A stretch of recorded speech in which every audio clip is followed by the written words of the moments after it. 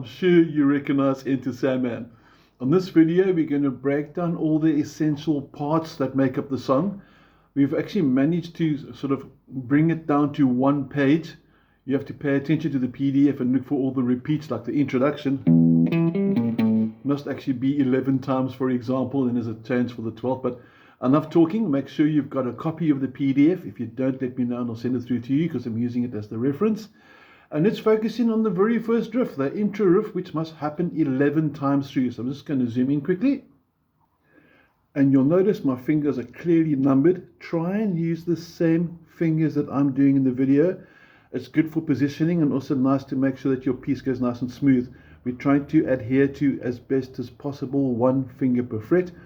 This being fret 5 with the index finger, middle finger being fret 6, ring finger in 7, and the pinky is not being used yet. Okay, it starts with the open 0 on the 6th string. You can hear it there nice and clear. And then it's going to go from the 7 on the 5th string to the 5 on the 4th string.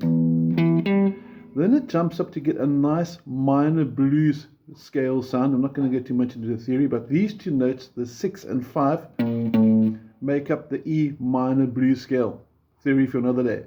So far we have this slow motion. And those four notes from the 7 to the 5 to the 6 to the 5 are in succession.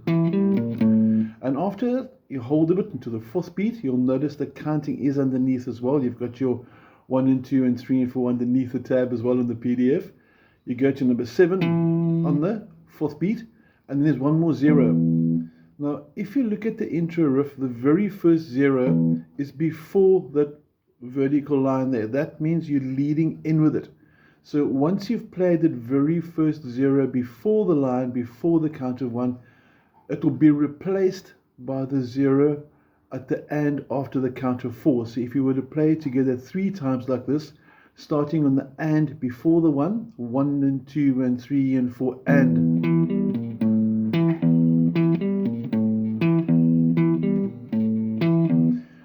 I'm not doing it 11 times. Okay.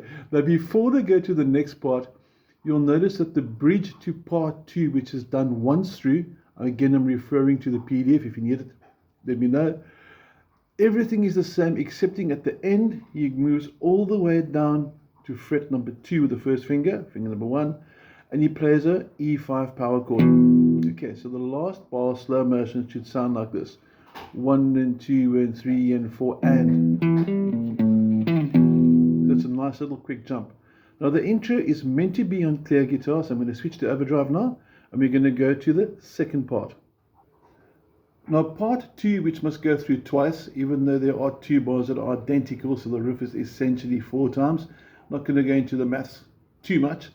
I changed the angle because we need to palm damp all the zeros, and you can hear I've got overdrive, but with palm damping. So I'm just bringing my palm in just enough so that the string is slightly muffled by the back end of my hand.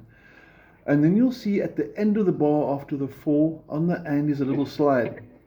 They don't tell you where to slide from, but they tell you where to slide to. Whenever they tell me where to slide to and they don't give me a starting place, I always assume 2 frets. So I'll slide through from fret 5. But you don't want to hear the 5, so this will be wrong. It must be a quick slide. And if I put the first 7 zeros on the 1 and 2 and 3 and 4, 1 and 2 and 3 and 4, 2 and 3 and 4, you've got your riff. So just a head-on view of that. Probably the easiest riff of the whole song. You're playing 1 and 2 and 3 and 4 on the zeros, 1 and 2 and 3 and 4, and on the and you slide through to fret number 7, 7 being over here, like that. 1 and 2 and 3 and 4 and. If you slide from fret 4, you won't even hear a difference. So the criteria there, the important part is make sure you can't hear the note you're sliding from, only the note you're sliding to. Okay, next up, part 3, the next line. This is where the fun starts. I love these riffs, they're really, really cool. Kirk makes a lot of use of the minor blues scale, and also very important for this as well, Hetfield. James Hetfield's known specifically for downstrokes. So if you watch my strumming hand, you'll see everything is downstrokes in true James Hetfield tradition. So part 3 is going to go like this.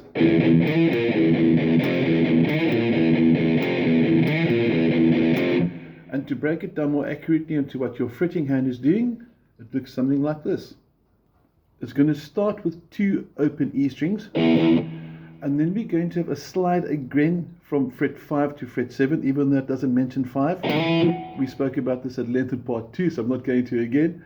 After you've done that slide, notice with 3rd finger, not with any other fingers, 3rd finger, the 2nd finger comes across for the 6th.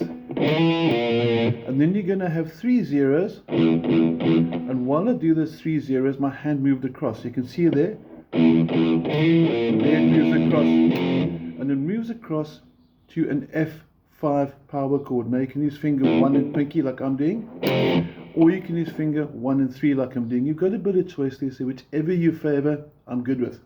So from head up, slow motion, 1 and 2 and 3 and 4 and you got it. Now I want you to pay careful attention to part 4, which is 7 times, and part 3, which is 4 times, because on the and after the 2nd beat, where it's got the 6, where it goes, after that, in part 4 it adds a 5. So that if we compare carefully part 3 and part 4, you lose one of the zeros on the 3rd beat and it's replaced by fret 5 instead. So here's part 3 one more time slowly, and here's part 4. You see that? Just watch it for that. Okay, so here's part 4. I'm just going to do it 4 times, not 7 times. The video can only be so long. 1 and 2 and 3 and 4 and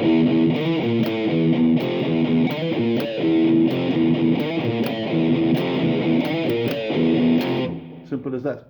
And then the bridge to part 5 is basically a variation on part 3 again, because the 5 disappears, and instead of going to that F power chord, here it goes to an open E power chord. So the bridge to part 5 is going to sound like this. You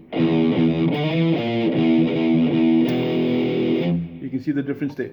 Not a power chord F, but a power chord E. Okay. Next up, part 5. Again, watch for all the down strokes. As I mentioned, this is the head feel thing. Normally I use a combination of alternative strokes if I'm playing Iron Maiden or other sort of various styles of music, but to get the Metallica vibe, down strokes. Okay. Part 5 should sound something like this.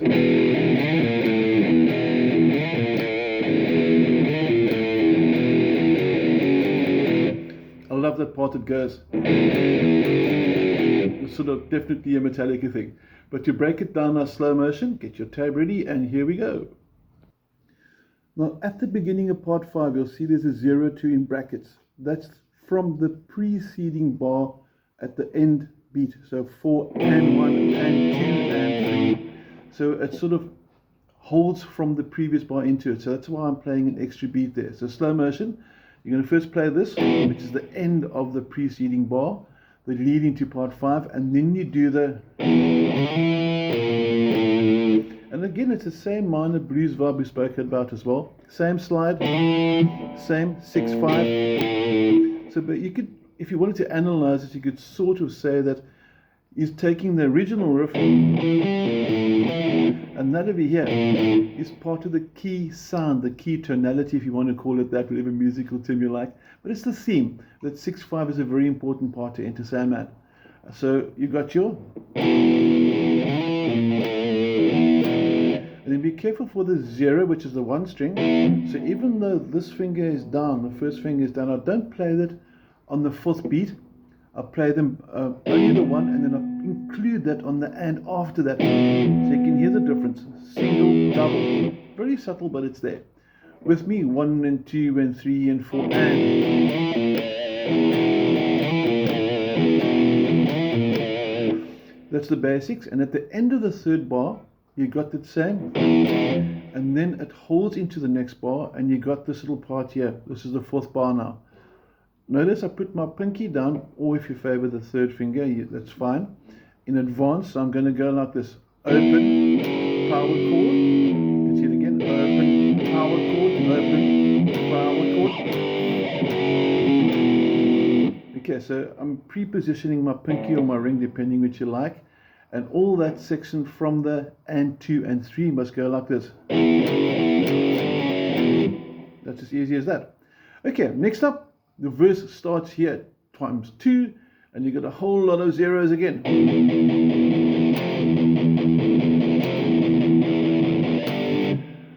Watch out for the third bar. You'll notice on the tab as well it says NC. NC stands for no chord, because he's only playing the open string. So just one finger like that, and again the palm damping is important. So make sure your palm is resting on the string, just to get a slight muffle like that. And when I get my power chord, I lift up the back of the palm. If you look carefully, you can see it lifting.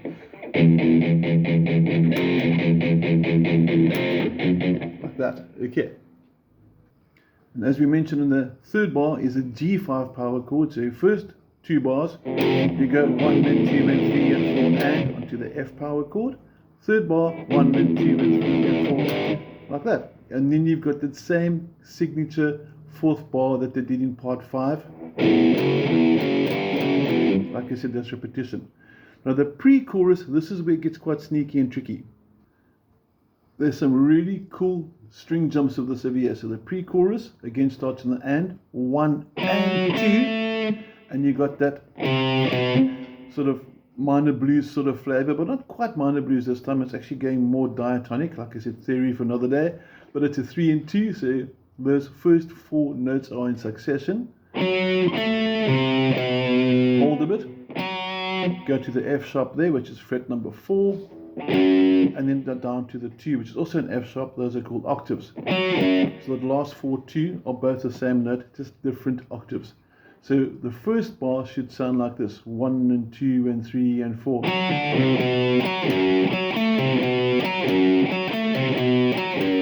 Simple as that. Okay, I missed the first note there. I hope you forgive me. But that essentially is the pre-chorus. Then the chorus, the last part before repetition kicks in. It's a very long song, like I said, so we try to abbreviate it to sort of summarize the song, so to speak. So if you know all these parts now, you're sort of home dry. The chorus now starts with the F sharp power chord, and you're going to have a nice little chromatic line going 4, 3, 2. But on the 2 you go to a power chord, and you can go like this, or you can go, remember I like the pinky, so it's 1 and 2, sorry, my mistake, 1 and 2, simple as that. Okay, and then it's got the little offbeat thing again, so you're going to go.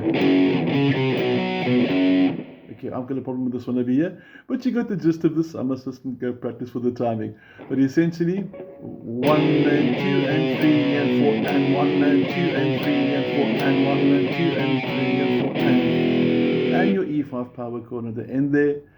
And there's repetition in the very last line, and at the end you go with another little signature move there. All those individual parts, if you work them through slowly, you should be able to play into Sandman, all the rhythm parts. Just listen carefully to the song. If there's any questions, you're more than welcome to contact me. Drop me a WhatsApp, or you can email me. I'll be happy to respond and comment. And we're not doing the solo for this. That's another study for another day.